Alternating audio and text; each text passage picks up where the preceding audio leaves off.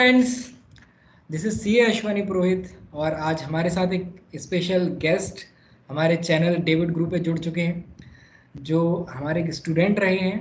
David group के 2017 के student थे हमारे। और ये सी ए श्रेयांश जैन है जो पावर ग्रिड में पोस्टेड हैं। पावर ग्रिड में एज अ सी ए हैं ये।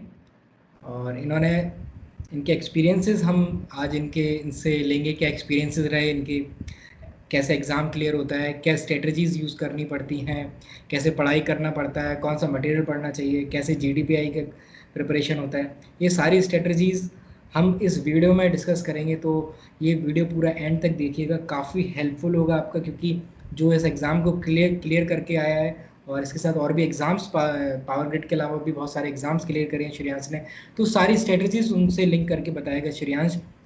तो श्रेयांश जी, आपका बहुत बहुत स्वागत है हमारे यूट्यूब चैनल में।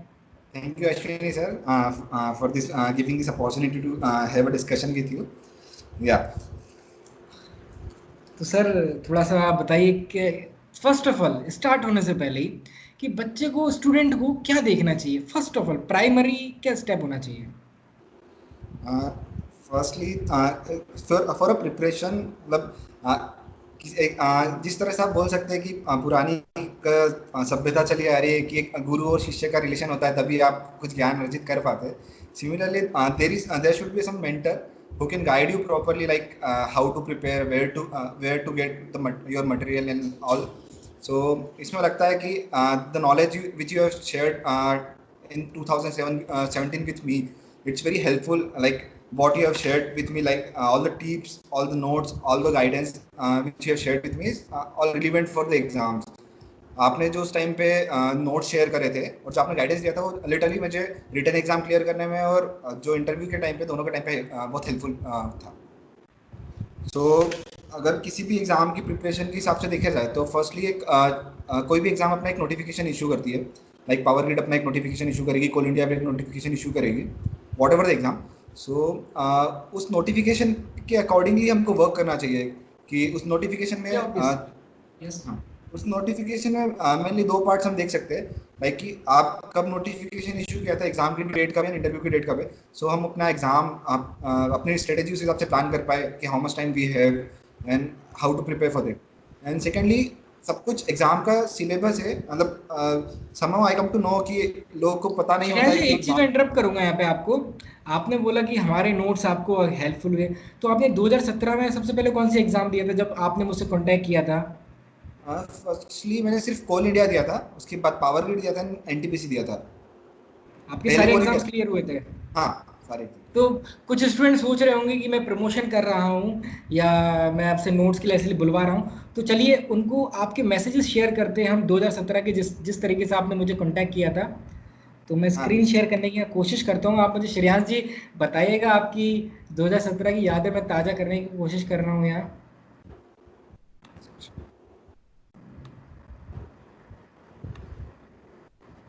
श्रेयांश जी, स्क्रीन शेयर हुई? हाँ, हाँ, मुझे दिख रहा है। अरे ये तो देखिए दोस्तों, हाँ, श्रेयांश जी ने 11 मार्च 2017 को हमको कांटेक्ट किया था। Hello Ashwini, I am going to give Coal India exam by 26 of March, can you please guide me type of question asked in examination, if you have any past year question paper of Coal India kindly share. मैंने आपको अपना contact number दिया, आपने बोला धन्यवाद। फिर आपका सीधा 16 मार्च के बाद आपका 4 जुलाई 2017 को मैसेज आता है, I have selected and written exam. What should I do for interview? Your points for preparation helps me lot to clear this examination. Thanks Ashwini. And उसके बाद आपने मुझसे कभी कांटेक्ट नहीं किया। खैर, बाद में हुई है बात हमारी। तो ये चीज़ भी बताना ज़रूरी था स्टूडेंट्स को कि देखो भाई, हम ये फेक प्रमोशंस नहीं करते हैं। ऑन द ग्राउंड जो हमने काम किया है, और 2017 से मैं ये चीज़ें करता हुआ आ रहा हूँ, गाइडेंस करता था इनफॉर्मली लिंक्डइन के थ्रू। काफ़ी लोगों ने इन चीज़ पे डेविड गुरु का आप जैसे आपको भी किसी ने बताया था डेविड गुरु के बारे में, हमारे लिंक्डइन प्रोफाइल के बारे में। तो वहीं से जैसे आप आज हमारे पास आप आए थे मीन्स 2017 में, उसके बाद श्रीलंका बहुत सारे लोग आए हैं आपके बाद भी, पर आपसे हम कांटेक्ट में रहे। तो आज हमने भी आपसे काफ़ी टाइम से रिक्वेस्ट किया था कि बच्चों को प्रिपरेशन स्ट्रेटजी ज़रूर शेयर करिए। तो मैंने मैसेज भी शेयर कर दिया ताकि स्टूडेंट ये ना बोले कि सर सही है, वो तो आप सेलिंग करने के लिए लेके आ गए। अरे लिटरली। भाई सेलिंग नहीं, मैं 2017 से इनफॉर्मली करता हुआ आ रहा था और काफी कुछ किया हुआ है। तो कई लोग बोलते सर आप तो कॉपी करके ले आते मटेरियल। तो श्रेयांश इस चीज के लिए क्या कहना है आपका? मटेरियल कॉपी करने का नहीं होता है। आप सिलेबस में देखा जाएंगे तो सिलेबस ऑलमोस्ट सेम होता है।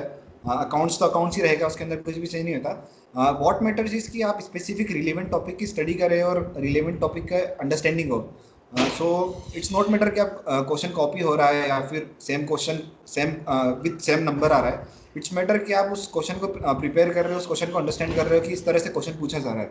सो ये मैटर करता है, कॉपी करना आई डोंट थिंक ये कोई नहीं मैटर नहीं, होता है। मुझे श्रेयांश एक दो बच्चे मेरे से बोले कि सर आप कॉपी करते हो एग्जैक्ट फिगर एग्जैक्ट अमाउंट।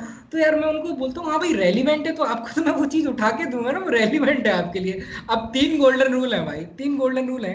तो मैं चौथा कहाँ से बना सकता हूँ? क्या पॉसिबल है कि चौथा गोल्डन रूल बना के कोई नया कुछ एक्सपेरिमेंट कर दूं इन लोगों के साथ? कई बच्चे मतलब बच्चों को मैं समझाता हूँ कि अकाउंट्स में ऐसे ऐसे क्वेश्चन पढ़ने होते हैं, accounts, costing, DT, audit, FML, GST, ये 6 सब्जेक्ट टेक्निकल में पूछे जाते हैं, राइट? या करेक्ट। इवन आप सिलेबस भी पुराना पास सिलेबस भी देखेंगे 3-4 सालों का, तो सिलेबस भी सेम है। All the exams, Coal India, Power Grid and all, syllabus भी कुछ चेंज नहीं हुआ। ऑल एग्जाम का सब सिलेबस एक जैसा रहता है, टॉपिक भी सेम रहते हैं। सो इट डज, नए क्वेश्चन तो कहीं नहीं आएंगे। क्वेश्चन उनके पास भी कुछ क्वेश्चन देंगे आई थिंक, जिसमें से वो क्वेश्चन रिपीट होते हैं या सेम टाइप ऑफ क्वेश्चन आते हैं। Not the same question but same type of question आते हैं। सो इट्स मैटर कि आप वो टाइप को आप कवर कर रहे हैं in any form, same figure के साथ करें या कुछ भी करें। सो आप मेजरली मेरे हिसाब से लगता है कि टाइप कवर हो गया तो आपका एग्जाम समहाउ बहुत कुछ कवर हो जाता है। मैंने भी, आपने जिस अच्छा, टाइम जो मटेरियल आपने लिया था, जो 2017 में मैंने आपको मटेरियल प्रोवाइड किया था ऑफलाइन, जब हार्ड कॉपी होती थी, मैंने नॉर्मली आपको शेयर किए थे अपने वो चीज़ें सारी। तो वो कहाँ तक हेल्पफुल हुई थी? और उसको आप लिंक करिए पूरा, कोल इंडिया, पावर ग्रिड, एनटीपीसी। कई बच्चे कंफ्यूज होते हैं कि सर आप तो कोल इंडिया का सिलेबस दे रहे हैं हमको, कोल इंडिया के क्वेश्चन हैं, कोल इंडिया का आप नाम ले रहे हैं, तो कोल इंडिया का सिलेबस अलग होगा। तो थोड़ा सा आप बच्चों को, अब आता है गाइड की, अब आपके कोर्ट में बॉल फेंकता हूँ, अब आपको गाइड करना है स्टूडेंट को। आइडियली देखा जाए तो कभी भी एग्जाम की प्रिपरेशन करने के लिए उसके पास्ट ईयर के क्वेश्चन बहुत इंपॉर्टेंट होते हैं। सो आप जब सिलेबस देखेंगे तो आप और पेपर के जो क्वेश्चन हैं उनको लिंक करिए, तो आप उसको है ना सिलेबस के अंदर पूरा मॉडिफाई कर पाएंगे कि हाँ इस सिलेबस ये टॉपिक आया था, सिलेबस ये टॉपिक आया था। एंड एग्जाम में सिलेबस वाइज ही टॉपिक आते हैं। सो जितने भी गवर्नमेंट पीएसयू है उसकी ऑलमोस्ट सबके अंदर सेम टाइप ही क्वेश्चन आते हैं, सेम टाइप ऑफ सिलेबस ही रहता है, सेम टाइप ऑफ क्वेश्चन आता है। एक्सेप्ट सेबी जो कि रेगुलेटरी बॉडी है या फिर आरबीआई जो कि रेगुलेटरी बॉडी है, उनकी उनके इसमें कुछ टॉपिक्स अलग है। बाकी पीएसयू जो गवर्नमेंट है उसके अंदर सिलेबस सेम होता है। सो कोल इंडिया के सिलेबस जो आपने मुझे मटेरियल दिया था उसके अंदर से मैं एक आइडेंटिफाई कर पाया था कि देर इज अ ट्रेंड, इस तरह से क्वेश्चन पूछा जा रहा है, इस तरह से क्वेश्चन पूछा जा रहा है। लाइक फॉर देर पर is two power three grid का तो क्वेश्चन। पेपर बेटा मैंने दिया नहीं था। हाँ हाँ एग्जैक्टली, कोल इंडिया से ही मुझे हिंट आया था, जो कि पावर ग्रिड में भी हेल्पफुल किया था, एनटीपीसी में भी पावर हेल्पफुल किया ग्रिड का था। तो अवेलेबल है नहीं। हाँ पावर ग्रिड का बिल्कुल अवेलेबल नहीं था। तो all the question which are available for Coal India, they help me a lot. उससे जो पेपर, जैसे एक पेपर को तो जैसे आज हम टेस्ट सीरीज हमने बनाया है पूरा, पास्ट ईयर ट्रेंड्स को इंक्लूड करके रेलिवेंट पोर्शन को एक जगह अमलगमेट करके सामने रख दिया पूरा हर चीज को। तो जैसे लास्ट टाइम मैंने आपको दिया था उसमें नॉन टेक पोर्शन तो नहीं था, बट हाँ कुछ पास्ट ईयर्स के ट्रेंड्स दिए थे मैंने आपको। तो पास्ट ईयर के ट्रेंड से सिर्फ हमको ये पता चलता है कि इस टाइप के क्वेश्चन आते हैं, पर ये नहीं होता कि एग्जैक्ट वही क्वेश्चन आ जाता है। आपको हर टॉपिक उसी बेसिस से पढ़ना रहता है, राइट? एग्जैक्टली आपको टॉपिक कवर होना करना पता है कि ऑन द बेसिस की इस तरह से क्वेश्चन पूछे जाते हैं। दो चीजें होती है, आपको टॉपिक तो पता है और एग्जामिनर का माइंड ऑफ फ्रेम, मतलब उसका माइंड फ्रेम क्या है आपको वो पता करना पड़ता है। लाइक आप किसी भी लाइक कॉस्टिंग से भी ले लीजिए तो एक पर्टिकुलर टॉपिक से एक सिमिलर काइंड ऑफ क्वेश्चन ही आएगा या उसी से रिलेवेंट कुछ टॉपिक के आसपास ही आता है। सो अगर आपने जैसे कोल इंडिया का पेपर शेयर किया था, जो नोट शेयर करे थे, उस टॉपिक के आसपास ही क्वेश्चन बैठा था, उससे ज़्यादा मूवमेंट नहीं था। एग्जैक्ट क्वेश्चन तो कोई भी नहीं ला सकता, बट टॉपिक टॉपिक आइडेंटिफाई किए जा सकते हैं जो कि हर एग्जाम के प्रिपरेशन हमने करने क्या में बहुत। किया, मैंने भी आपको वही नोट्स दिए थे। नोट्स दिए थे भैया, बताया था मैंने कि जो बनाया है अपने मटेरियल, आपने भी देखा होगा कि हम जैसे क्वेश्चन का ट्रेंड होता है, सपोज एक पर्सनल नेचर का कोई क्वेश्चन आ रहा है कि भाई प्रीपेड इंश्योरेंस का नेचर क्या है, रियल, नॉमिनल, पर्सनल। तो ऐसे कंसेप्चुअल क्वेश्चन हर, कभी भी कोई टॉपिक भी पढ़े तो ये सोच के पढ़ना चाहिए हमको कि इससे कैसे लेवल का कंसेप्चुअल क्वेश्चन पेपर आता है। कई बच्चे किस क्या मिथ में आ जाते हैं कि पास ईयर का पेपर देख लें, बस इसी को पढ़ के काम हो जाएगा। बट इस चीज़ पे आप क्या बोलते हैं? पास्ट ईयर का क्वेश्चन पेपर हिस्ट्री तो आपको एक हमेशा पाथ बताएगी, उस पाथ पे चलना है, बट पाथ पे तो आपको चलना है आगे। हिस्ट्री कभी भी फ्यूचर नहीं हो सकता। पास्ट ईयर के question, similarly question past year के क्वेश्चन पेपर से आपको एक आइडिया लग जाता है कि इस तरह के टॉपिक्स आता है, इस तरह से ब्रॉड क्वेश्चन पूछे जाते हैं। पर क्योंकि हॉलिस्टिकली प्रिपरेशन नहीं होती पास्ट ईयर से, राइट? हाँ हाँ हाँ, आपको on the basis of past year question आपको एक पता चल जाता है कि हाँ ये टॉपिक इंपॉर्टेंट है, इस तरह इन टॉपिक से आ रहा है, तो आप उन टॉपिक को प्रिपेयर कर सकते हैं। क्वेश्चन उसके अंदर, इफ़ यू नो, सीए का सिलेबस भी इतना ज़्यादा वॉलेटाइल नहीं है, कुछ स्पेसिफिक क्वेश्चन ही है जो कि आते हैं, मार्जिनल अभी जैसे कुछ मार्जिनल। बच्चों ने कुछ स्टूडेंट ने गलती की थी, 2017 का कोल इंडिया का पेपर उठा लिया था और 2020 का एग्जाम देने गए थे, तो टोटली डिफरेंट पैरामीटर्स थे, डिफरेंट। तो मैं तो हमेशा स्टूडेंट को गाइड करता था, सिर्फ एक तरीका आप देख सकते हो, पास्ट तरीका ईयर देख, एक बेस नहीं हो सकता है कि आप पूरा पास्ट ईयर के बलबूते बैठ जाओ, नहीं नहीं ऐसे ही। इस तरीके से ऊपर भी उठते हैं कंसेप्चुअल, पूछने का तरीका ये होता है, हमेशा मैं बोलता हूँ, आपको भी बताया था कि गवर्नमेंट एग्जाम में ऐसे क्वेश्चन आते हैं जहाँ कैलकुलेटर का यूज नहीं होता है। हाँ एग्जैक्टली, कैलकुलेटर की जरूरत नहीं होती है आपको।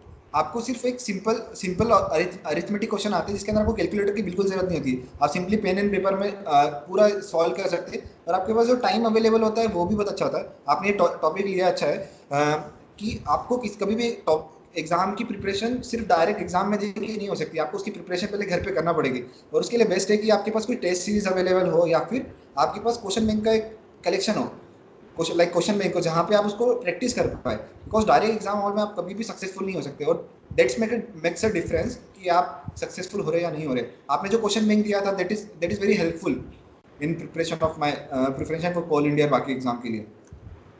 तो मतलब जो कोर इंडिया के लिए जो मैंने मटेरियल प्रोवाइड किया था आपको, वो सारे पीएसयू में आपने यूज किया? सिंह हाँ, सारे सारे सारे पीएससी में वो मटेरियल, इट्स टॉपिक तो सारे वही थे, तो एग्जाम के भी सारे टॉपिक वही थे, तो मुझे सारा बहुत हेल्पफुल रहा था। मैंने कुछ भी नया ऐसा तो कुछ नया कुछ भी एक्सपेरिमेंट नहीं किया था। सेम सेम आपका जो सिलेबस था उसी में थोड़ा सा अपने नोट्स बनाए थे थोड़े, और उसी उसी के हिसाब से प्रिपरेशन करी थी, और दैट इज़ वेरी हेल्पफुल। और हमें जो सक्सेस भी मिली है उस बेसिस पे। ओके, एक चीज बताइए, सिलेबस कैसा रहता है पावर ग्रिड का? Syllabus is not wide, it's अगर आप सिलेबस देखेंगे तो पर्टिकुलरली सीए फाइनल और सीए आईपीसीसी के कुछ टॉपिक्स है जो कि स्टार्ट होते हैं अपने 11th के बेस से, स्टार्ट होते हैं 11th 12th CPT IPC final. सो वहाँ से एक बेस बनना चालू होता है 11th 12th के टॉप, एंड बेस वही रहता है जो सीए फाइनल तक के टॉपिक को कवर करता है। So it's not very hard अगर आप उसको प्रॉपरली प्रिपेयर करेंगे टॉपिक वाइज। सो टॉपिक तो आप बोलेंगे कि थोड़ा वास्ट हो गया, जैसे उन्होंने बोल दिया सब्जेक्ट, सब सब्जेक्ट बता सकते हैं? सब्जेक्ट टेक्निकल सिलेबस के पावर ग्रिड के सब्जेक्ट्स क्या रहते हैं?